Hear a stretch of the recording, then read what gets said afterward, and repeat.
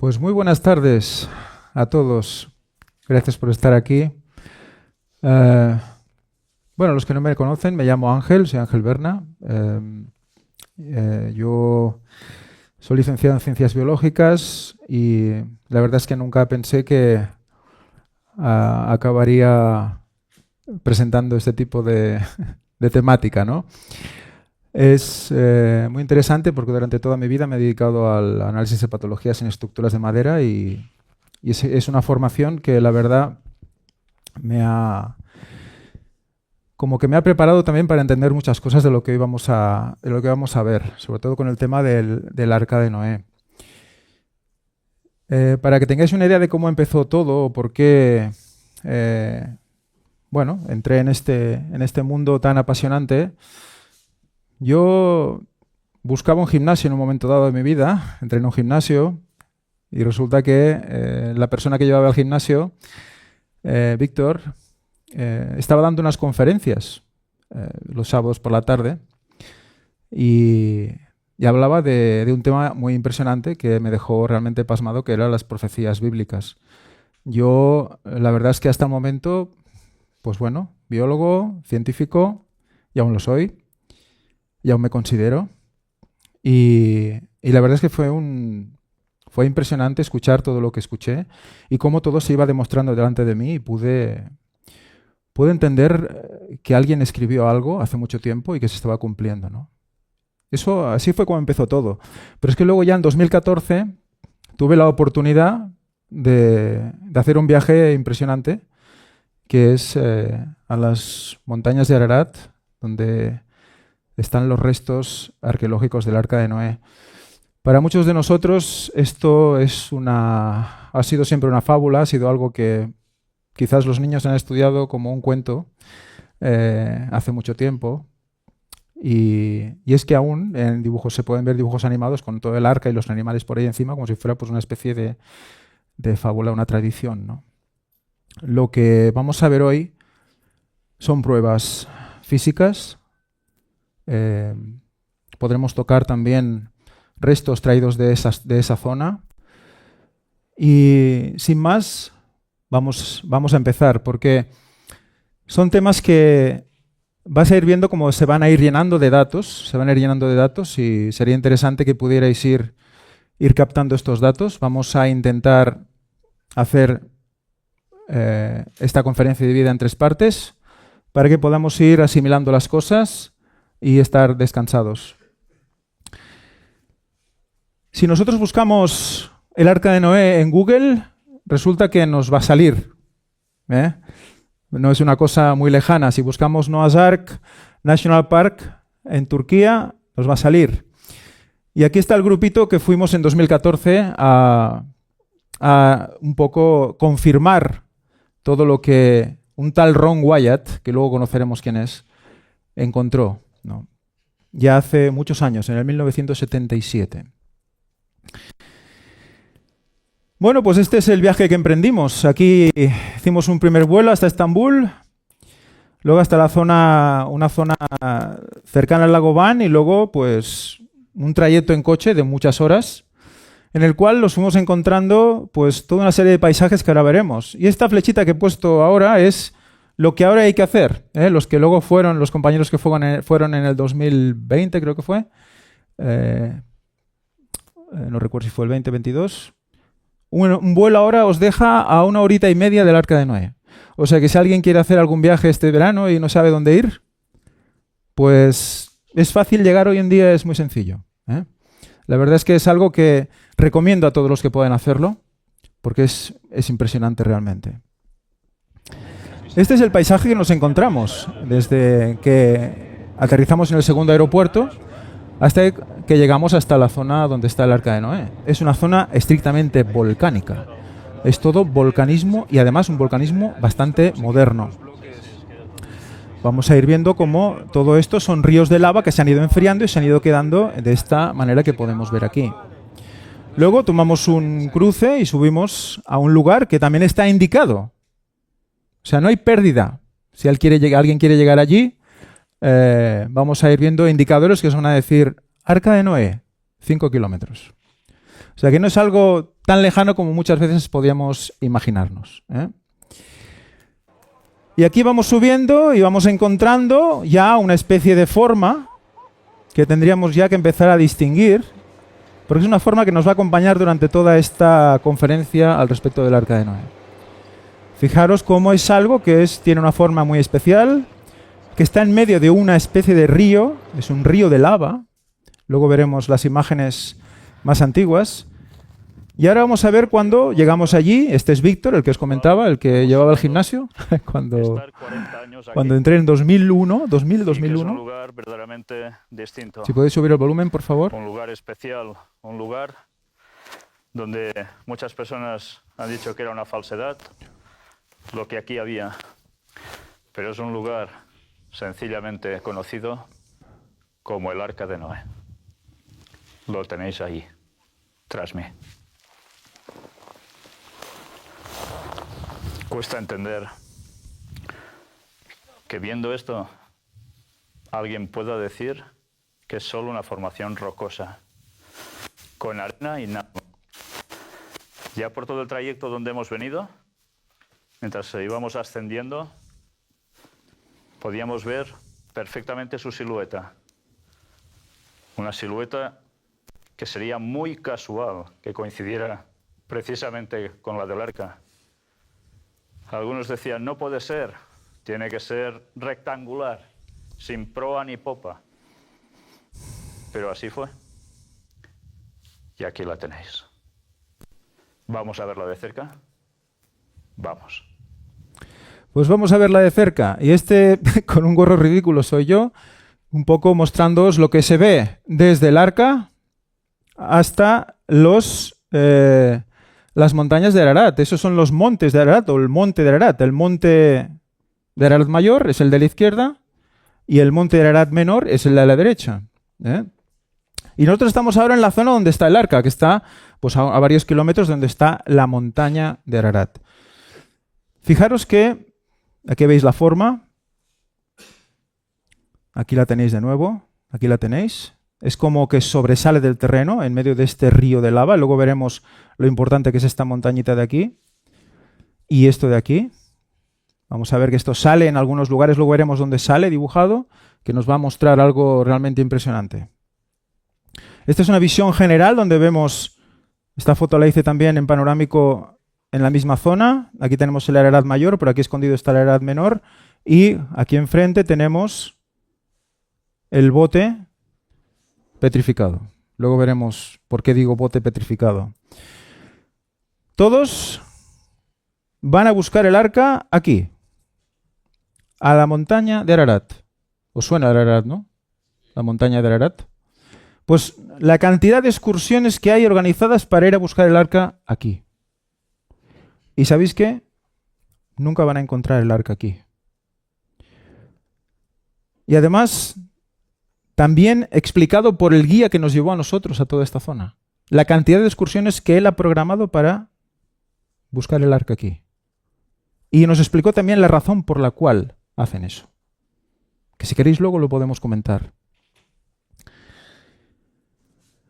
En la Biblia nos dice, y reposó el arca en el mes séptimo, a los 17 días del mes, sobre los montes, o sea, las montañas de Ararat. Nunca dice el monte de Ararat, dice las montañas de Ararat. Y por lo tanto son unas montañas que son realmente antiguas, porque en el diluvio ya estaban hechas. Pero es que cuando vemos el Ararat, esta montaña de Ararat, es un volcán nuevo, es un volcán estratovulcano, es un volcán que se hace por capas.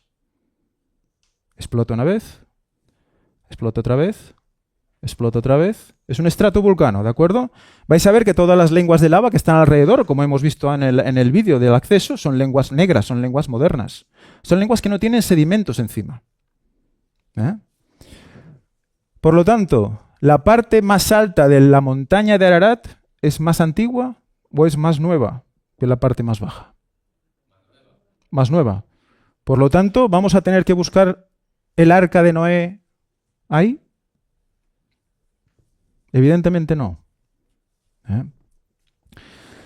Las montañas de Ararat, que son toda esta zona, estas son montañas más antiguas, cuyas lavas, cuyos ríos de lava ya están llenos de sedimentos, y también con esos prados, que esto en primavera es verde y es precioso, lo veremos también. Esto es unos 2.000 metros de altura aproximadamente. Esto no es un lugar plano, eso son 2.000 metros de altura. Este es el arca vista desde su popa. Esta es la parte trasera del barco. Aquí vemos cómo se ejerce una cierta simetría. Y este señor es Ron Wyatt. Este hombre en 1977 descubrió este lugar. Una persona estudiosa de la Biblia también, el adventista, y en un momento dado de su vida decide que quiere hacer unos viajes para demostrar que la Biblia es cierta. Y hay unos ciertos pasajes donde hay cosas que tienen que estar ahí. Él pensaba que si eso es cierto, ahí tiene que estar, ahí le tenemos que demostrar. Y dedicó su vida a esto. La mitad del tiempo trabajaba como anestesista en un hospital, la otra mitad del tiempo lo dedicaba a viajar y a intentar demostrar estos descubrimientos, a intentar corroborar estos descubrimientos. Al ser el primer descubrimiento del Arca de Noé, es el que presenta más muestras, más pruebas, porque fueron 12 años de estudio. Muchas personas han ido aquí, han visto esto y han dicho, esto es una formación rocosa, me voy para casa. Ninguna prueba, ni siquiera comprobar nada. 12 años, y vamos a ver qué cosas se encontraron. Esta fue la primera fotografía que se realizó de la zona, y fue la que levantó un poco la liebre en este sentido. Luego veremos la conversación que tuvimos con la persona que estuvo allí cuando pasó todo esto, una persona muy mayor, que pudimos entrevistar en la zona, en esa misma zona. Esto sucedió en 1959. Aquí veis claramente una forma de barco totalmente lisa, alrededor de un río de lava que se ve claramente diferenciado. Vemos como, si lo miramos desde arriba, es como si fuera un barco flotando en un río. Y eso salta a la vista. Ahora voy a hacer un ejercicio y voy a dejarlo a vuestra visión. Y lo voy a dejar ahí para que luego lo podamos comentar. Luego es como una especie de inciso. Un compañero nos dijo, si le das la vuelta al mapa, se ve algo. Y digo, vaya, ¿seguro? Y me quedé mirando un rato el mapa. No os voy a decir el qué. Si queréis al final lo podemos comentar. Lo voy a dejar un poco a vuestra visión de las cosas. Si vamos acercando, si nos vamos poniendo más cerca, vamos viendo algo. Yo lo veo porque ya lo sé, pero hay gente que ve, gente que no ve cosas. Luego podemos ver qué se ve. Aquí está más cerca, aquí está más lejos. Muy bien, ahí lo dejamos. Luego, si queréis, lo podemos comentar. ¿Vale? Esta es una foto de 1960, donde se ve al ejército turco, una vez se ha hecho la fotografía, que va a inspeccionar la zona. Después de ellos, llegaron ¿quién? Los americanos. El ejército americano. El ejército americano bombardeó, hizo explotar un costado del arca y, según nos explicó la persona que estaba ahí viviendo, que es su terreno, que es su lugar de vida, nos dijo que él había visto cómo se habían llevado cosas. Y ahí quedó. Ahí quedó. Este es el señor que os decía. Le hicimos una entrevista en ese lugar. Este hombre conoció a Ron Wyatt, conoció a todos los que vinieron antes de él y después de él. Vio al ejército americano y nos explicó algo realmente impresionante. Como luces así de semáforos, eran rojas, amarillas y azules, y iban parpadeando. So after the, it's like just go by.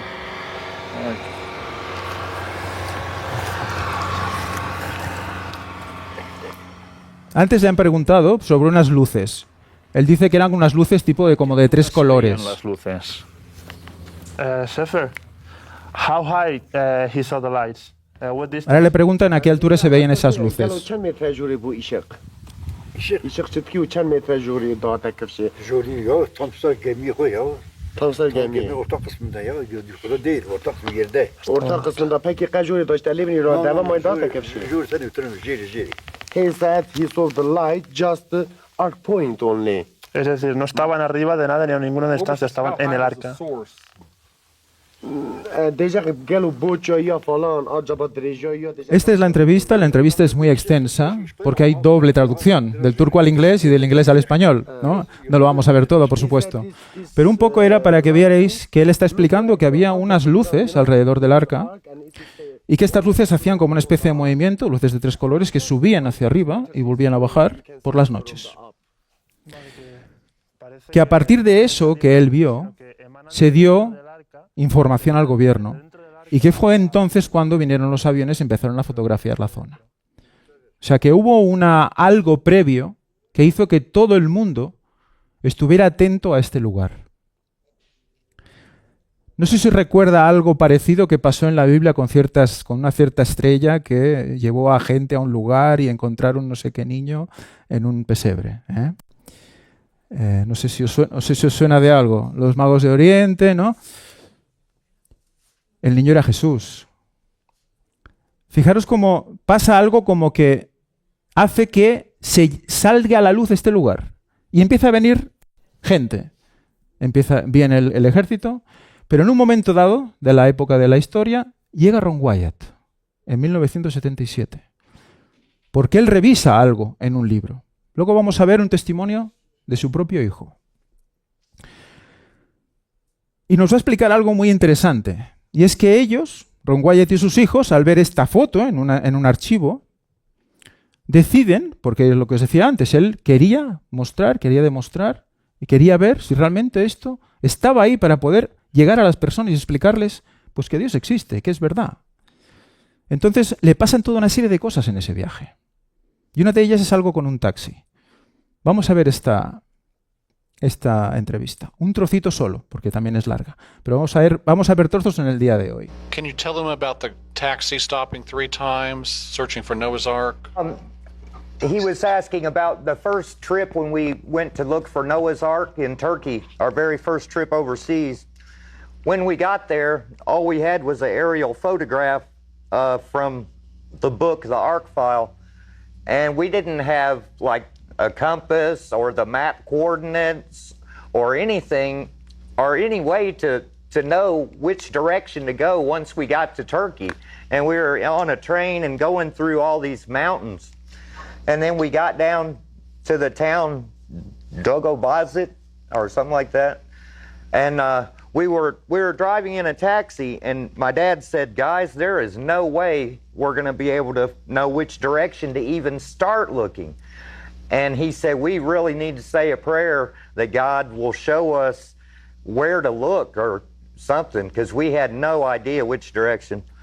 And shortly after we all three said a prayer, the taxi cab died on the side of the road. The lights went out and everything, the gas shut off, everything just quit. And so we had to pull over, and we sat there for a while, and Dad said, "Well, guys, you know, that's kind of weird. It happened right after we prayed." So he told us to set up a big pile of rocks on the side of the road to mark where the car had stopped. And so we did that and sat there for a few minutes, and then the car just started back up. And so we drove on down the road a ways, and it died again. Lights went out and everything. And same thing again, we put a stack of rocks on the side of the road just in case. And so the car started back up again for no reason. And so we drove on. And then the third time it stopped. And we piled up the rocks again. And by that time we thought the car was just messed up, you know. And anyway, after that we drove on back into town. And the next day when we rented a cab and went back out to the rocks, that's where we hiked out from. And that's where we found the anchor stones and the graveyard where Noah's wife was buried.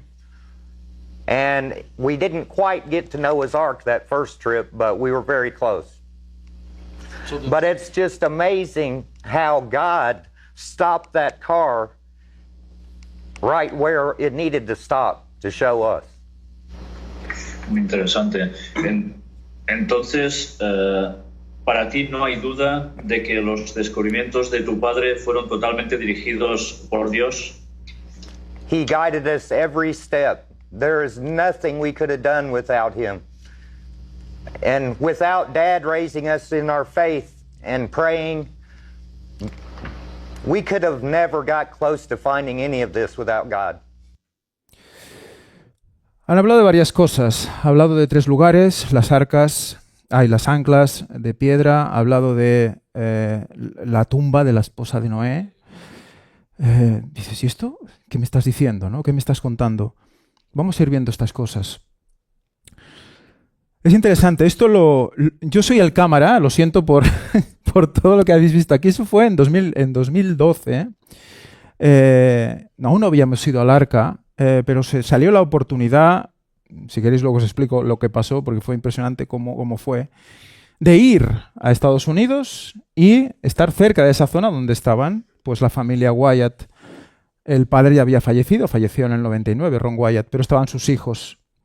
Y pudimos concertar una reunión con ellos y hacer esta entrevista. Entonces me fui con todos los cables porque yo sé lo que sé, pero de tecnología lo justo, y ahí montamos todo lo que pudimos para que se pudiera grabar esta entrevista.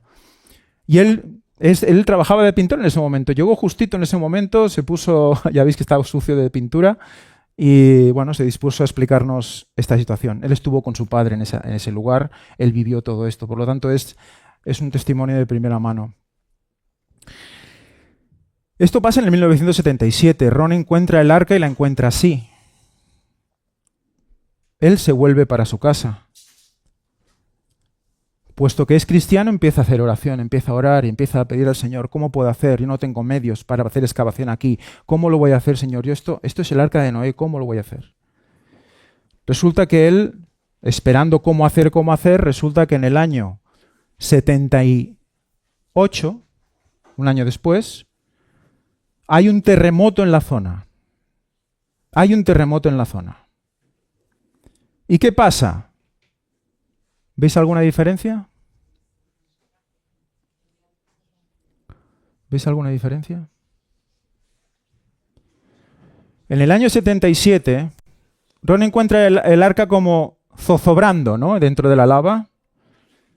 Pero es que en el 79, después del terremoto, toda el arca queda como emergida en un solo bloque, demostrando que es un solo elemento. Pero es que no es que el arca hubiera subido, es que todo el alrededor, todo el suelo de alrededor descendió por el terremoto. Realmente es un testimonio impresionante. Es impresionante. ¿Habéis visto en la fotografía del 60, como esto? Él lo vio en el 77, en el 60, la foto que habéis visto de los turcos, estaba igual el arca. Estaba en la misma posición, zozobrando. Pero a partir del 78, tenemos el arca como la podemos ver hoy, con todos sus cantos, con sus cuadernas al descubierto. Cuando pasó esto, ¿qué pasó? En el proceso de petrificación tiene que haber hay un momento en el cual toda la madera queda cubierta de material y ese material ahí se petrifica. En este caso, como estaban orientadas hacia arriba, iba entrando el agua de la lluvia, el hielo y demás.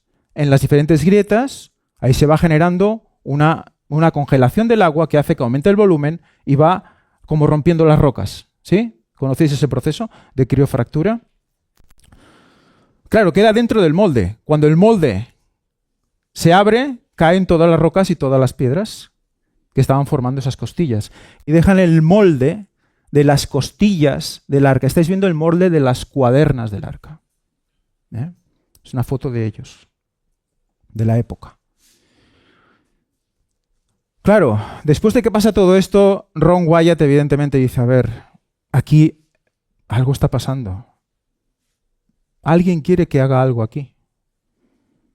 Entonces hace más viajes a la zona y empieza a hacer pruebas científicas. Una de ellas es pasar, ¿qué?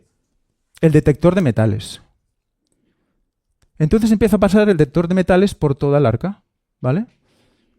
entonces encuentra cada punto que vais viendo marcado con una piedra, va marcando la zona donde el metal le sale positivo. Entonces marca líneas, va trazando líneas que nos van demostrando que hay como una serie de tabiques con algún tipo de enclastamiento metálico que está como cuadriculando el barco, ¿no? Esta es una foto muy antigua también. Ahí se ve la proa y se puede ver como todas las líneas se van uniendo hacia arriba, ¿no? Y aquí hay algo que quiero que veáis, que es este punto de aquí. Lo vamos a entender mejor luego, pero que veáis que hay algo que entra de manera brusca dentro de esta línea y que hace que todos los tabiques se vayan juntando. Parece como si algo hubiera golpeado el arca y todos los tabiques se hayan juntado en ese punto. De hecho, a partir del golpe hacia atrás, el arca es más ancha. Es como que del golpe se pega y se queda abierta. Luego veremos por qué es esto. ¿Por qué pasó esto? ¿Por qué el arca está aquí? Lo veremos luego también. Son otras fotos donde vemos aquí está Ron poniendo estos puntos con sus colaboradores. Y esto es lo que marcaba positivo en el metal. Encontraron toda una serie de pernos, ¿vale?, de manera lineal, colocados en el arca, metálicos, que es lo que daba positivo. Aquí tenemos, pues, un poco el esquema de cómo se cree que podían estar colocados estos pernos. ¿Para unir qué? La madera. ¿Por qué tenían que unir la madera? ¿Qué pasaba con esa madera? Vamos a ver luego, porque también encontró restos de madera. Resulta que se ponen a analizar estos pernos para ver de qué están compuestos, ¿no? Y tenemos estos resultados. Esto es una muestra de un análisis que también nos cedió Kevin Fisher, uno de los que nos acompañó en el primer viaje, en 2014. Luego veremos los resultados actuales. Estos son los resultados que Ron Wyatt encontró en el 91. Para que veáis, lo encuentra en el 77 y estos resultados son del 91. O sea, se pasó mucho tiempo ahí buscando. Vamos a leerlo. Dice, el análisis elemental cuantitativo de la cabeza del remache reveló 8,62% de aluminio, 10,38% de hierro, 1,33% de magnesio, 2,7% de sodio, así como un 1,92% de ¿qué? Titanio. Aleación de titanio. La ciencia moderna no fue capaz de refinar titanio hasta 1936. Sin embargo, aquí hay un espécimen fosilizado con elementos de una muy avanzada producción de metal. El proceso para refinar titanio involucra al sodio y al magnesio, y el hecho de que los dos estén presentes en el análisis de la cabeza de remache es una evidencia bastante concluyente de que Noé y aquellos que le ayudaron a construir este enorme barco estaban muy avanzados en el conocimiento de la metalurgia. Esto es lo primero que tenemos que empezar a plantearnos. ¿Quiénes eran esas personas que construyeron ese barco? Cuando estuvo la viuda de Ron Wyatt en Gerona, estuvo haciendo unas conferencias, luego veremos una parte, y os pondré el vídeo que tenéis que ver porque realmente es impresionante, explicado de primera mano por ella. Yo le pregunté, le dije, ¿es verdad que Ron, cuando tomó el trozo de madera, porque luego veremos el trozo de madera, hizo análisis de la edad?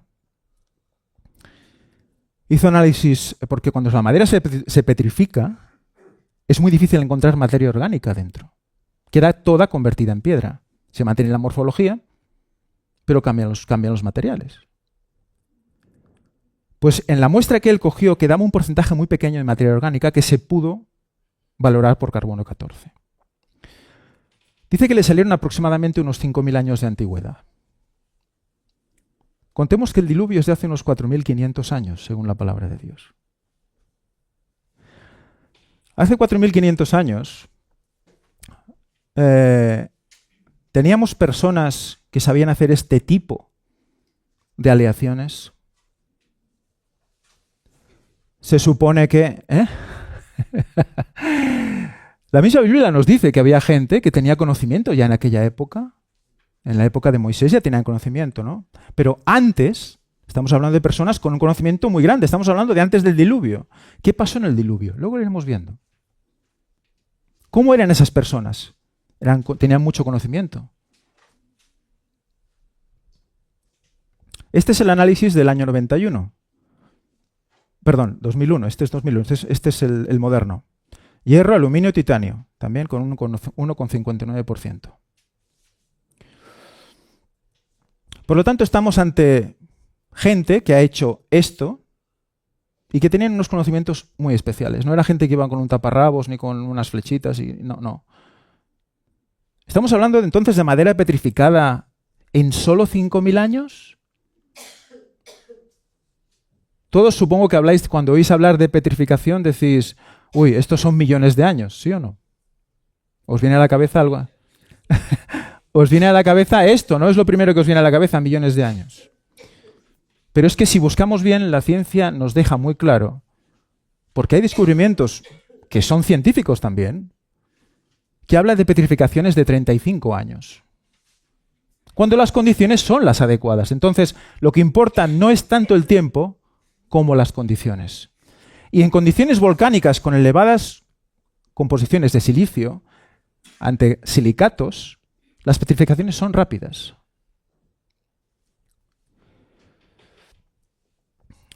Aquí tenemos el momento en el cual Ron Wyatt, en el año 87, dedican un centro que se ofrece también el gobierno turco a erigir en la zona como oficialmente el lugar del Arca de Noé.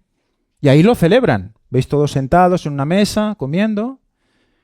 Y mientras están celebrándolo, Ron Wyatt dice, os voy a demostrar cómo estoy haciendo los análisis de escáner del arca.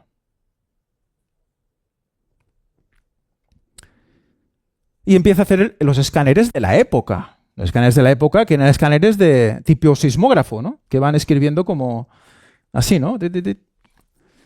Y resulta que mientras está haciendo la demostración, encuentra algo. ¿Qué es esto de aquí? ¿Vale? Y empiezan a escarbar. Hasta que sale. Aquí tenemos el aparatito que usaron. Es el aparato que usaron. Este. ¿Vale? Es que estuvimos en casa también de Merinel. En su sótano tiene. Merinel es la viuda de Ron Wyatt. En su sótano tiene impresionante cantidad de artefactos durante todos estos años, ¿no? De viajes y de investigación. Y esta es la madera que encuentran justo en la superficie del arca. Es una madera de color rojizo.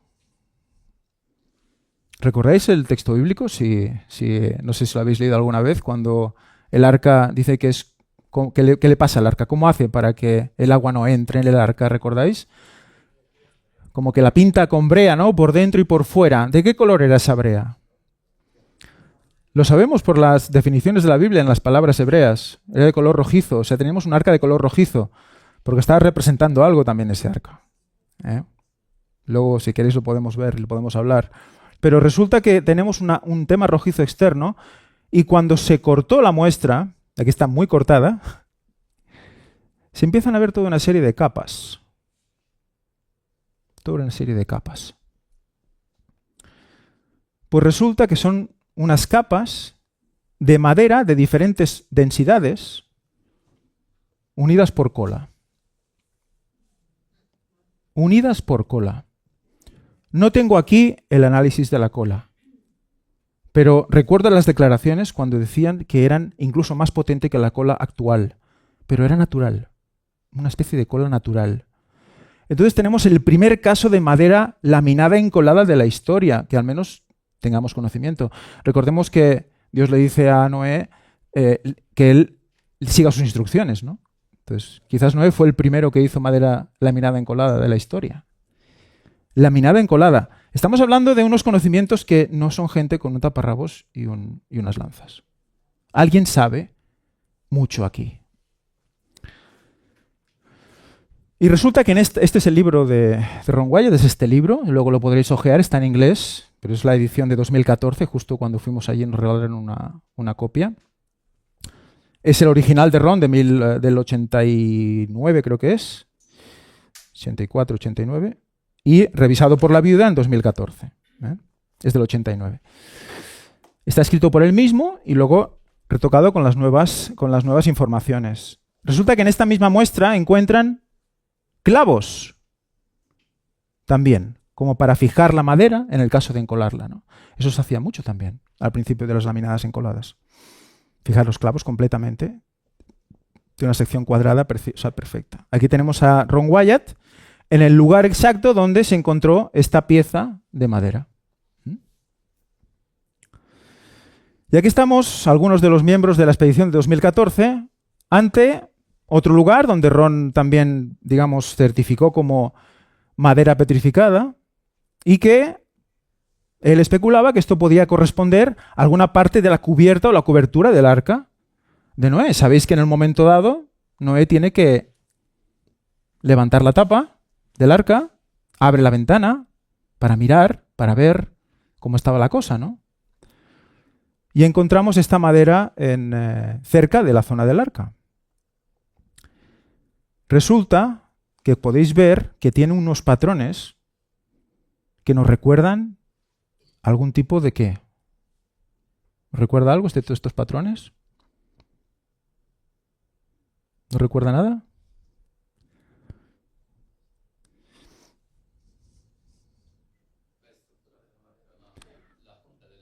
La corteza de la junta. Corteza. Vamos a ver. Esto era la parte inferior.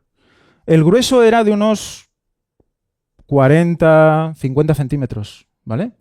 Y tenía una ligera curvatura, ¿de acuerdo? O sea, tenía una curvatura, más o menos. Y la parte inferior tenía una especie de marcas, de manera como equidistante, como si alguien hubiera usado algún tipo de herramienta para separarla de algún sitio. ¿Habéis visto descortezar un alcornoque alguna vez? ¿No? Meten como una especie de pala entre la madera y la corteza y van descorchando, ¿no? Descortezando el árbol, ¿no?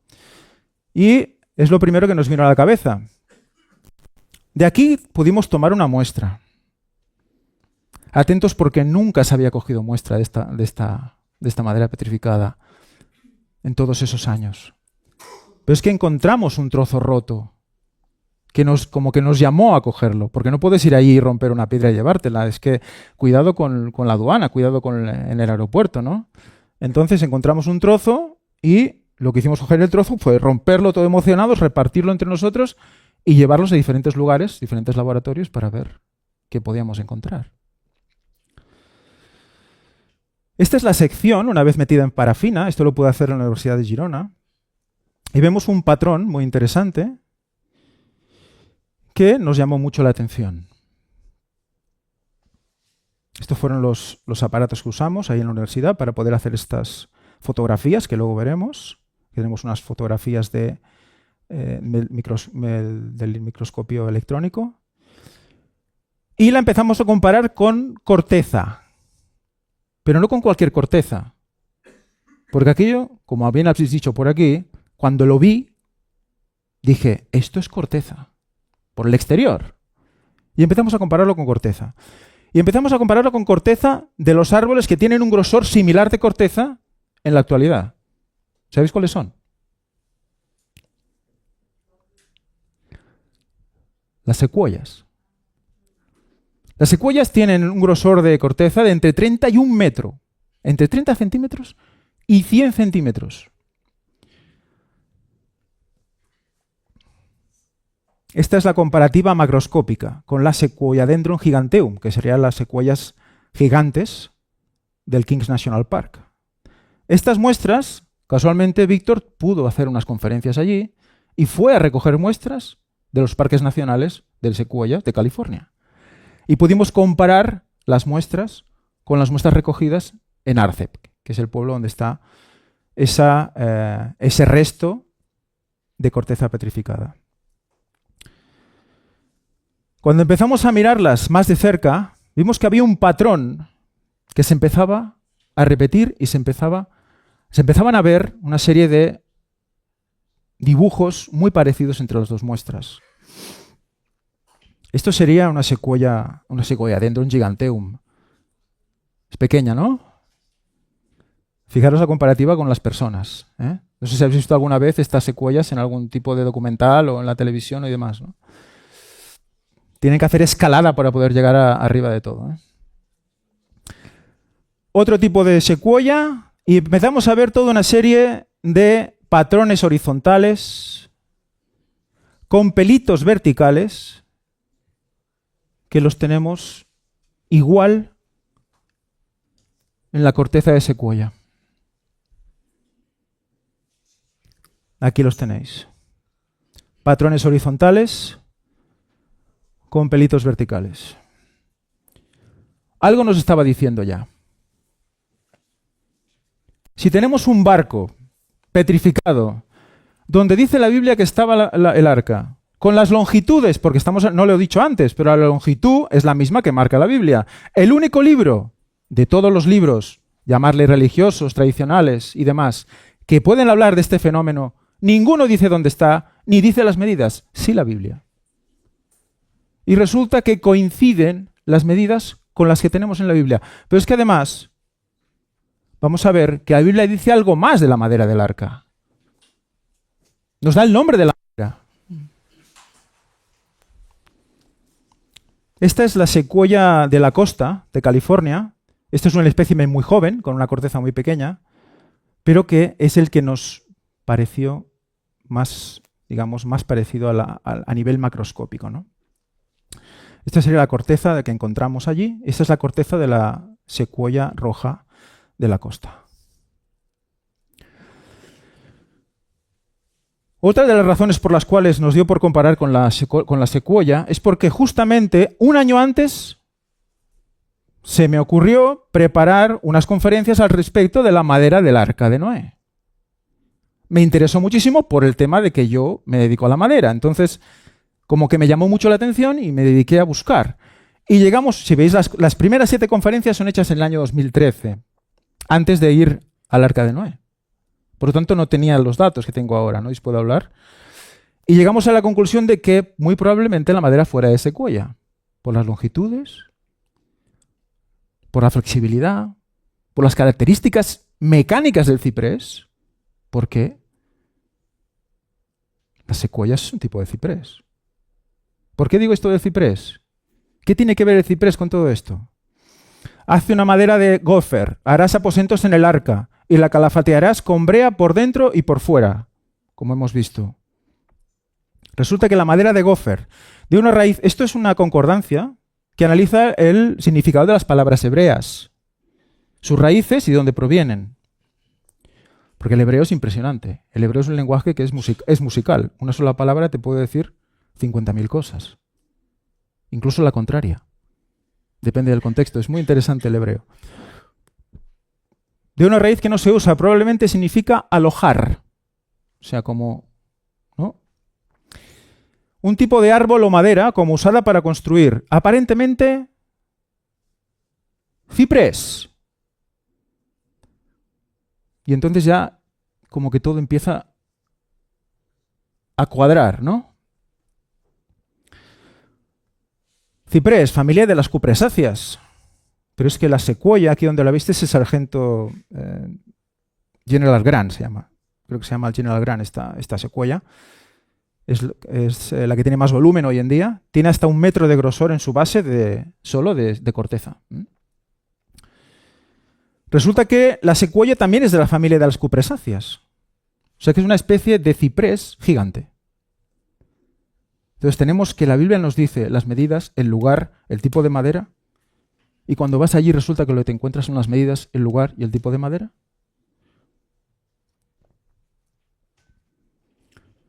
Otra curiosidad de la secuoya es su piña, que también la podéis ver aquí. Creo que de esta se sacó esta foto. Esta piña es de allí al lado de Girona, es un sitio que se llama el Montseny, un monte, el Montseny, y allí se plantaron 3 secuoyas hace muchos años. Y se puede ir fácilmente a poder coger piñas y abrazarlas. Pasa que nunca vais a poder abrazarlas enteras, porque son grandes. Ellas no son las más grandes, son de unos 40 metros nada más, pero el ronco es impresionante. Pues resulta que los mismos clavos de las piñas tienen una forma, si os fijáis, que parece que la han hecho queriendo, es igual que la forma del arca hoy. O sea, esto es una foto del Google Maps. Si podéis coger Google Maps y verla desde arriba cuando queréis. Podéis viajar al arca si queréis, desde vuestra casa. Yo realmente me quedé asombrado al ver esto. Parece como si hubiera dejado alguien una señal en las piñas de ese cuello para decirnos, mira, con este árbol hice esto, ¿no? Es muy interesante.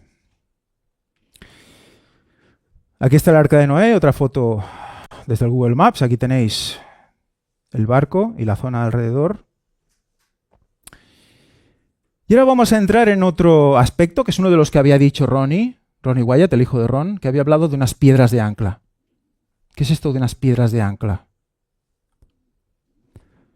Resulta que a unos 30 kilómetros de la zona donde está el arca, encontramos toda una serie de piedras muy grandes con un mismo patrón. Son piedras muy grandes, pues, ¿qué? 4 toneladas, gigantes, con un agujerito en su cabeza y con muchas cruces grabadas. Y eso se repetía en las 25 o 30 que se han podido encontrar. ¿Vale? ¿Qué pasa? Muchas de ellas, esta parte les falta, porque al caerse o al tumbarlas, lo primero que se rompe es esto de aquí.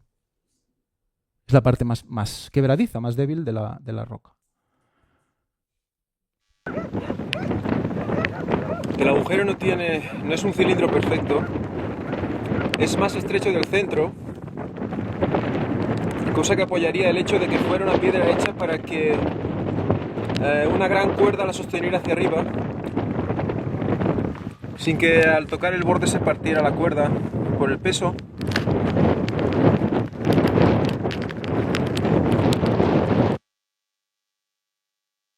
Algunos especulaban, algunos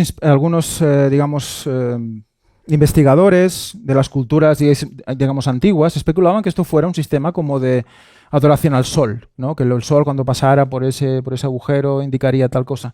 Pero claro, el agujero no es cilíndrico, es un agujero que se estrecha por el centro, sobre todo por la parte de arriba. No tiene un sentido con el tema del sol, a veces que a veces ni pasaría el sol. Entonces se empieza a plantear de qué puede ser, qué tiene que ver esto y qué tiene que ver con el arca al estar tan cerca del arca. Resulta que hay otras piedras como esta, pero más pequeñitas, muy posteriores. ¿Vemos la diferencia de tamaño en comparación con la persona? ¿Qué estamos hablando aquí? ¿Qué son? ¿60 centímetros? ¿50 centímetros? ¿Qué estamos hablando aquí? ¿2,5 metros? ¿Vemos la diferencia? ¿Para qué servían estas? Para nivelar los barcos fenicios cuando atravesaban el Mediterráneo. Resulta que iban cargados, como el arca iba cargada, y para que el barco no se hundiera con el tambaleo de las olas, les ponían pesos de piedra en la quilla para que el peso de las piedras mantuviera el barco más pegado al agua, intentando que el barco no zozobrara, no se hundiera. Si nosotros trasladamos esto al Arca de Noé, estamos hablando de un barco 150 metros de largo, con unas piedras de ancla que tendrían que ser como, pues muchísimo mayores que unos barquitos, a lo mejor de 5 metros de largo, 10 como mucho.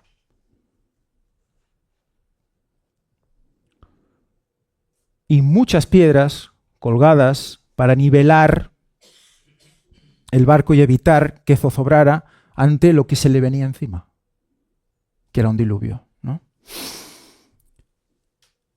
Claro, dices, ¿cómo puede ser que una cuerda aguante estas piedras que pesan 5 toneladas sin romperse por el aro?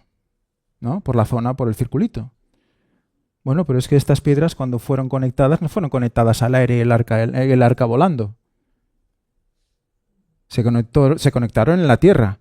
Y cuando el agua fue subiendo, el agua mismo ayudó a levantar las piedras. Hacía un doble efecto. Es muy interesante esto.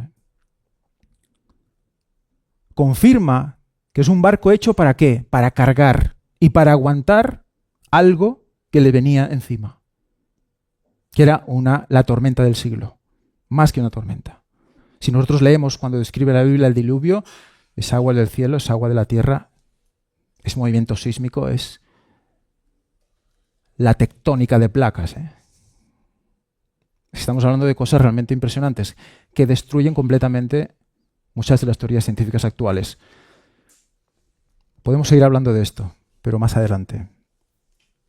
Aquí tenemos las piedras de más o menos 1 metro de altura, las más grandes, y esta, aquí estoy yo mido 1,83 m, pues 2 metros y pico. Aquí está Víctor, siempre sale con los ojos cerrados, pobre, en las fotografías. Estas son el resto de anclas que encontramos, muchas de ellas, como os decía, sesgadas de la parte superior. Al caerse, al tirarlas, al usarlas, quedaban pues rotas. Y algunas de ellas con algunas serigrafías muy interesantes como esta de aquí abajo que tenemos aquí. ¿Qué es esto? Es una especie de pirámide, un sigurat le llaman, una pirámide escalonada. Esta pirámide escalonada hace referencia a la Torre de Babel y tiene un obelisco en su parte superior. Os recomiendo visitar el canal, El Gran Engaño Final, y ver todas las conferencias que se han presentado al respecto de los obeliscos, lo que representan, y por qué están relacionados con Babel y con Babilonia. Y por qué ellos, resulta que alguien hace referencia a esto en estas anclas del diluvio. ¿Qué pasó después del diluvio? Construyeron una torre para que no les pillara otro diluvio. Entonces está totalmente relacionado con eso. Son marcas en piedra. Aquí estoy yo mostrándoos una ancla muy especial. Esta está separada del resto, completamente separada del resto, en un lugar más elevado, en un lugar donde quedan aún restos de una especie como de ermita o algún tipo de construcción circular.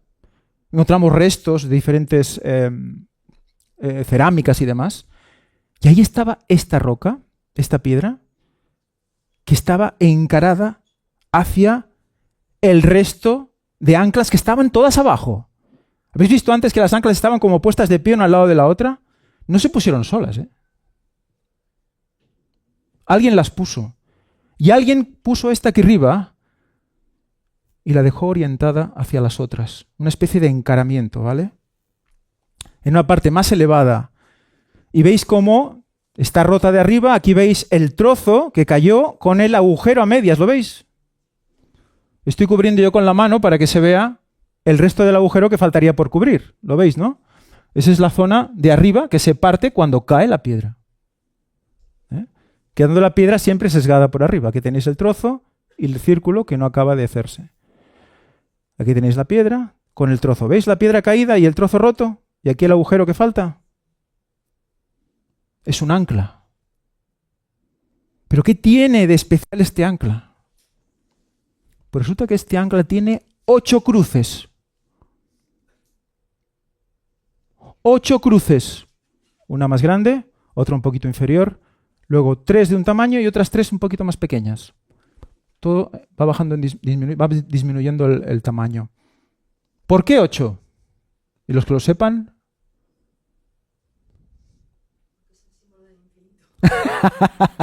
Muy interesante. Es muy interesante. Porque el 8 tiene un significado. Dios inventó los números y también su significado. Por lo tanto, dejó que ¿cuántas personas entraran en el arca? 8.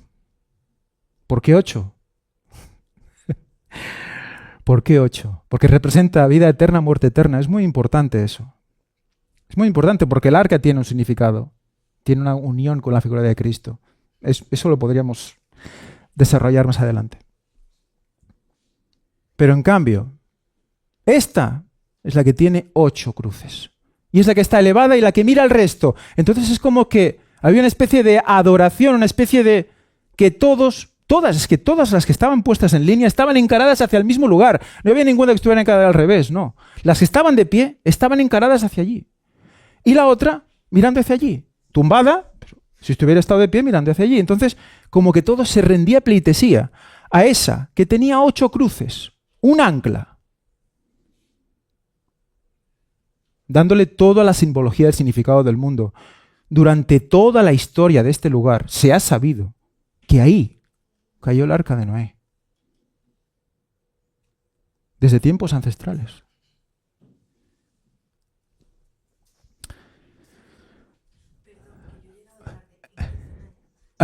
Vale, esto es Arcep. Esto es el este de Turquía. El este de Turquía, al límite de Armenia, sí. Ahí está el arca. Luego hemos comentado lo de las preguntas y podemos... Bueno, ya... bueno, luego comentamos todas estas cosas. La idea es que las preguntas... No, antes lo he dicho, no estabas... No, tranquila, no pasa nada. Si de caso las siguientes preguntas las podemos hacer cuando hagamos las pausas, así podemos cumplir los horarios, ¿vale? No pasa nada. Pues resulta que, claro, hay algo alrededor de este lugar. Algunos han preguntado a lugareños que les han dicho que incluso la zona donde está el arca se llama la montaña del juicio final, la montaña que está detrás. O sea, cosas que te acaban dejando como diciendo, ¿qué está pasando aquí? Son cosas que vienen, son conocimientos que vienen de muy lejos. No son de ahora que se nos ocurre que esto es así, no. Está marcado desde hace miles de años. Y estas cruces son cruces armenias. Esta zona antes era Armenia, hasta que los echaron de allí. Este es el arca. Estas son las anclas. Y dices, bueno, ¿y por qué están tan lejos unas de otras? Bueno, de hecho por el camino también vas encontrando alguna, ¿eh? Luego ya, más adelante han ido encontrando otras. Pues resulta que es muy sencillo. Resulta que el arca, en el momento que el nivel del mar va bajando, las anclas se tienen que ir dejando porque van tocando el suelo, se van dejando, y cuando llega al lugar, ¡pum!, ahí se queda y queda pues estancada en el lugar sin anclas. Aquí veis la zona donde está el ancla de las 8 cruces y la zona donde está el resto de anclas, mirando hacia aquí. Pero es que resulta que pudimos hablar con un lugareño, estuvimos en su casa tomando té rojo, y nos explicó algo de sus antepasados, nos explicó algo de sus abuelos, bisabuelos. Dice que en un momento dado empezaron a bajar piedras muy grandes que estaban en este lugar, que es una montaña que hay al lado de esta zona. Una montaña que ahora es un cementerio. Entonces, esas anclas que vemos aquí fueron bajadas en carro desde aquí. Entonces, resulta que esto es convertido en un cementerio, un lugar sagrado. ¿Por qué? Bueno, porque vinieron del cielo y de aquí al cielo. Todo está con un símbolo constante. Todo es simbólico, todo es simbólico. Y resulta que aquí aún había algunas piedras, no de ancla, pero sí muy grandes, con diferentes cruces, que aún estaban ahí, no estaban abajo, estaban arriba. O sea que a las que eran ancla, las bajaron, las otras quedaron ahí. De lápidas de panteones familiares. Los usaban de lápida, con las cruces grandes, cruz grande para el padre, cruz un poco más pequeña para la madre y más pequeñitas para los hijos y las hijas. O sea, lo mismo que habíamos visto en el ancla de las 8 cruces. O sea que todo tiene una especie de unión en ese símbolo y en esa interpretación. Y aquí está la tapa del arca, la que hemos dicho antes, el árbol, la corteza de árbol, esa corteza de árbol que hemos dicho, que tenía esa curvatura, que si esa curvatura la cerramos, nos sale un árbol impresionante. Recordad que algunas secuoyas llegan a 11 metros de diámetro, la más grande. 11 metros de diámetro. Esto es una foto que sacó Ron Wyatt en el año 77, cerca de esta zona. Justo en la base del cementerio se encuentra lo que fue llamado la casa de Noé, que es donde se sale esta fotografía. Se encuentra toda una serie de construcciones Y se especula que podría ser un lugar donde Noé pudo estar. ¿Por qué? Esto es hoy día está totalmente destruido. No solo porque las inclemencias del tiempo, es que la gente allí, cada vez que Ron Wyatt descubría una cosa, estaban detrás todos intentando expoliarlo. O sea, todas las tumbas de ese cementerio están expoliadas. Tú vas por allí caminando y te viene la gente con monedas antiguas y te las quiere vender. O sea, todo está asaltado, todo. Y si alguien se queda mirando una zona, el que iba con nosotros, Kevin Fisher, nos decía, si encontráis algo, por favor, no digáis nada. No os pongáis emocionados, no digáis nada, porque rápidamente vendrán todos a ver qué es y se lo llevan. Y lo ponen a la venta, mercado negro, arqueología y demás. O sea que hay gente que en su casa tiene una cantidad de artefactos impresionantes. Justo en la casa de este hombre que nos explicó toda esta historia de sus antepasados con el cementerio y demás, él tenía en su jardín que parecía el Museo del Cairo. Era impresionante lo que dice que encontró en su jardín. Digo, madre, si todo eso cabía en su jardín, todo estaba ahí. Es impresionante, ¿eh? O sea, es... Y ahí, esto es hoy día, ¿vale? Las ruinas, que ya no queda, vamos, nada. Y aquí hay algo muy especial. Se ha considerado que podía ser un altar de sacrificios, porque Noé también, recordad, que después del diluvio tiene que hacer sus rituales y demás, y siempre se hacían en altares que no estaban labrados. Entonces, este podía haber sido tranquilamente un altar donde se podía haber hecho este tipo de sacrificios. Pero lo que realmente marcó el lugar y lo que le hizo pensar a Ron Wyatt que esto era la casa de Noé, es que encontró unas lápidas. Él consideró que eran unas lápidas. Aquí tenemos una que tiene una forma claramente de lápida, otra tumbada. Esto es una foto de un fotograma de una película hecha con este tipo de cámaras del año 77. Por lo tanto, la cinta... Yo estuve hablando hace poco, esta semana con la viuda, para preguntarle si aún conservaba la cinta original de donde sacaron estos fotogramas. Dice que la cinta está muy deteriorada, que es casi imposible sacar algo bonito de ahí. Entonces tenemos unas fotos que es lo único que podemos mostraros, no hay nada más. Pero en su libro, ella me envió unas fotos de su libro, nos explica, pues bueno, primero eso, ¿no? Que no puede mostrarnos, digamos, el vídeo ni las fotos originales, fotogramas originales, porque está la cinta muy degradada, pero nos empieza a explicar que había dos grandes piedras, una vertical y otra horizontal, como hemos visto, y que había una serie de dibujos grabados allí. Y explica cómo Ron le comenta, ¿no? Dice, bueno, vi que había como 8 personas, una muy grande, que debía ser el hombre, una un poco más pequeña que la mujer, luego 3 de la misma medida, de la misma altura, y luego 3 más pequeñitos que representaban a las hijas. 3 hijos, 3 hijas, padre y madre. Claro, son 8 personas. Y estaba en la lápida. Entonces ya empieza a imaginarse qué podría ser esa tumba.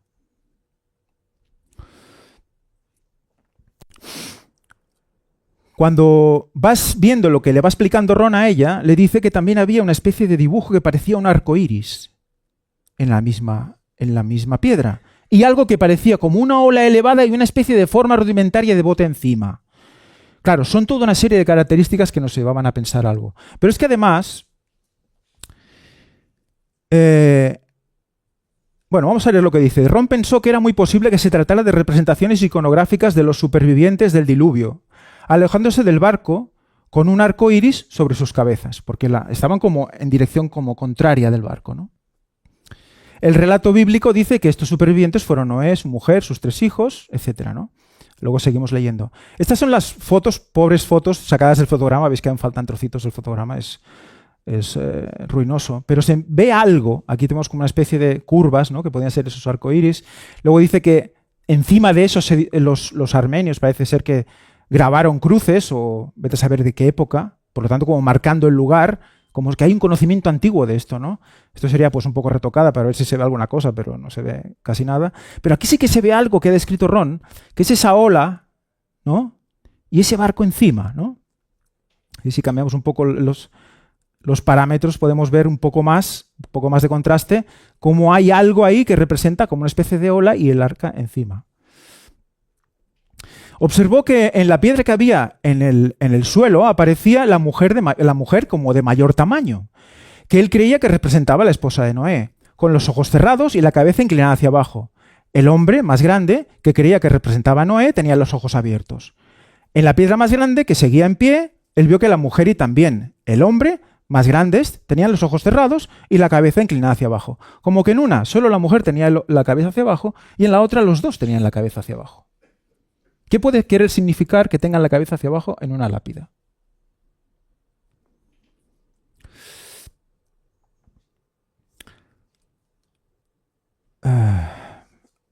Aventuró la remota teoría de que tal vez se trataba de lápidas de Noé y su esposa y que la iconografía indicaba que la esposa había muerto primero, por eso en una solo estaba la mujer con la cabeza hacia abajo, ya que en su lápida solo ella tenía los ojos cerrados. Y en la lápida de pie ambos aparecían con los ojos cerrados representados como muertos. Ojos cerrados y cabeza hacia abajo. Si esta teoría es correcta, indicaría que la esposa de Noé murió antes que él, etcétera, como en la Biblia dice, ¿no? Dice, encima de las figuras, en ambas piedras, alguien en la antigüedad había tallado 8 cruces. O sea que encima de todos estos dibujos, alguien había tallado cruces, como para marcar el sitio y el lugar, ¿no? Bueno, dice que Ron grabó esto con la de 8 milímetros y quedó, pues está deteriorada, ¿no? Dice, las piedras estaban muy erosionadas y en mal estado. Las cruces también estaban talladas encima de las figuras originales e interferían con las tallas originales. Bueno, aquí explica más, explica un detalle gracioso que dice ella, que él explicó, dice, las mujeres tenían como una especie de forma de S en el cabello como si fuera Olivia, la Olivia de Popeye, ¿no? Aquí explica. Esto sería un dibujito de lo que podía haber estado dibujado allí, ¿no? Una especie de arca con la ola, los 8 personas y el arco iris. Entonces, claro, estaban delante de una tumba, pero no era una tumba como otra cualquiera. No era una tumba de, pongamos, 2 metros de largo. Era una tumba de 4 metros y pico de largo. ¿Qué quiere decir esto? Es que empecemos a pensar un poco, ¿eh? Tenemos barcos gigantes con madera gigante, con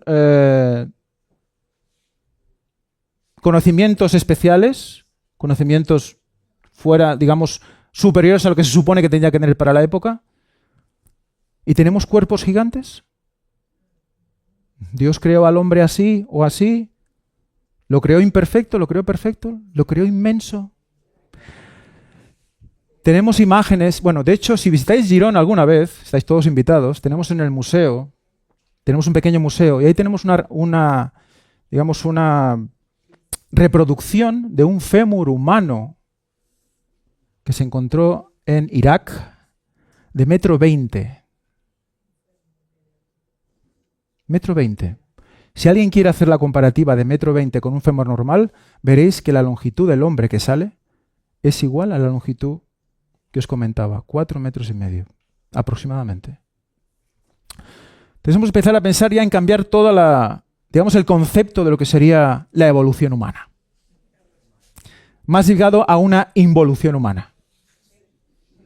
Si no, mirad cómo estamos hoy en día. Resulta que también encuentran un lugar ya en la montaña. ¿Veis este lugar? ¿Recordáis? Esta es la montaña como cerrada que estaba detrás del arca. El arca estaba como por aquí, ¿no? Y aquí estaba la montaña cerrada en el fondo, ¿lo recordáis? Antes lo hemos visto en las fotografías.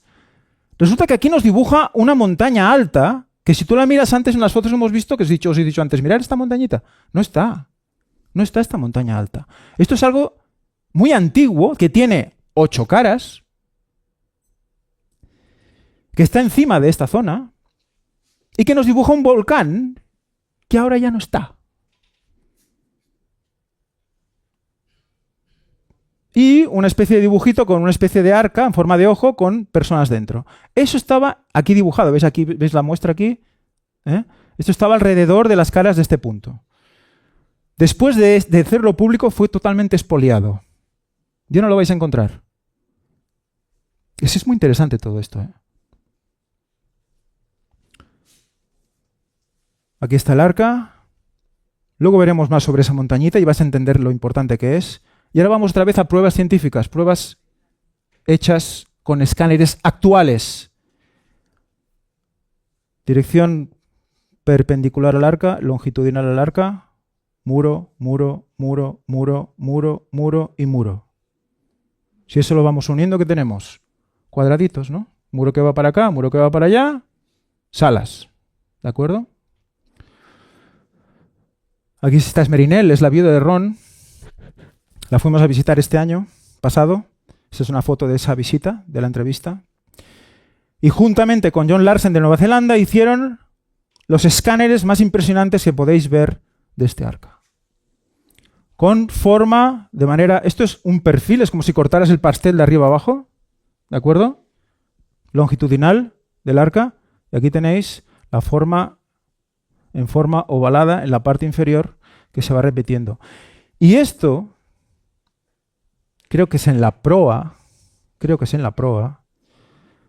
esto son cuadernas, una más cercana al escáner y otra más lejanas, cuando más lejos queda el color más oscuro, y tenemos cortes de las vigas que representan el suelo del arca, de la cubierta. ¿Entendéis el diagrama?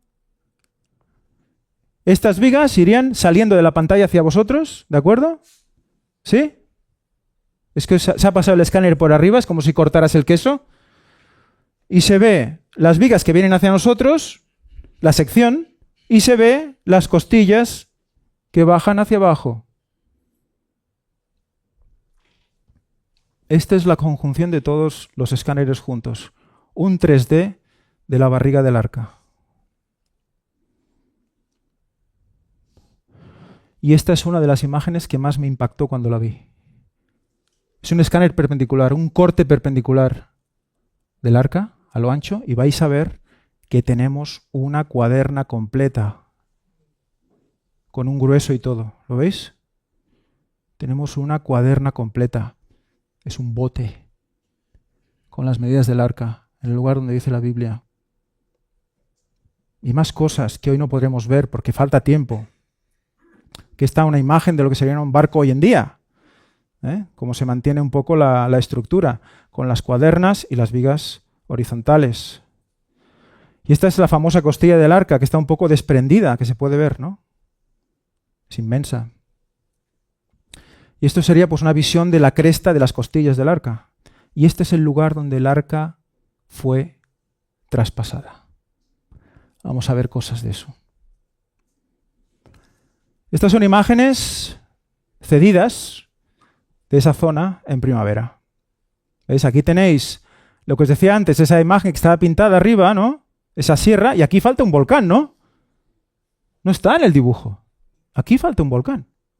No está. Del dibujo anterior, que hemos visto que estaba dibujado, aquí no está. ¿Por qué? Aquí tenemos la proa del arca. Aquí una visión general impresionante. Si os fijáis, hay un río de lava que desciende. ¿Desde dónde? ¿Desde dónde? Desde el volcán que no existe, ¿verdad? Fijaros que es impresionante, ¿eh? Los dibujos que están allí en el pilón de 8 caras nos están marcando una fotografía de la época, ¿eh? Antes de que ese volcán explotara. ¿Cuándo explotó? Aquí tenéis más visiones del arca. Proa, popa. Y vemos cómo esto está incrustado. Muy bien. Pues aquí vemos la explicación que se dio a esto. Resulta que tenemos que aquí tenemos un volcán que aún no estaba explosionado y aquí un volcán que ya no existe. ¿Por qué? ¿Qué pasó? El arca cayó aquí. Y el volcán, al explosionar, lanza el arca con la lava hasta que se queda incrustada en el trozo que hemos visto antes, que ha atravesado al arca, que vimos antes como las líneas de los ribetes magnéticos marcaba como las paredes estaban juntando del golpe, queda enganchada aquí y por eso la podemos ver hoy. Porque si tú sigues el río de lava hacia adelante, hay un desnivel de no sé cuántos metros que el arca hubiera caído y hubiera quedado pues dispersada por ahí. Y luego comprueba que eso es el bote. Pero aquí, quedó clavada para poder ver hoy qué es el arca de Noé. ¿Por qué era tan importante que quedara aquí? Porque esto no pasa porque sí. Últimas imágenes de recuerdo. Y ahora algo que es algo que a mí me dejó impresionado. La verdad es que no lo conocía, pero hay un libro que habla del lenguaje chino. Y resulta que el lenguaje chino, que es uno de los lenguajes más antiguos que existen, igual que la cultura china, resulta que ya nos estaba explicando cosas. Resulta que para decir barco, por ejemplo, que utilizan diferentes simbologías, nos habla de que para decir barco dice hay 3 elementos, buque, 8 y boca, que quiere decir gente. Buque de 8 personas. En el lenguaje chino. Por lo tanto, ya alguien que hizo esto lo hizo pensando en que hubo un diluvio antes. Estamos hablando de los chinos, no son cristianos, que yo recuerde. Al menos la mayoría. Es algo universal. Si buscáis en las diferentes culturas, vais a ver que sean culturas, tradiciones, sea Mesoamérica, sea África, sea donde sea, vais a encontrar que hay un origen, que algo pasó, un gran cataclismo pasó por agua y hubiera unos supervivientes. ¿Por qué? Porque fue así. Porque fue así. El mismo idioma chino ya lo refleja en sus propias letras.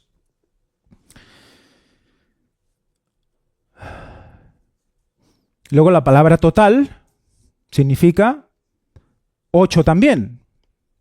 Tiene que ver con el 8, un conjunto de 8 personas. Es impresionante también, ¿no? Y bueno, y más abajo, ¿no?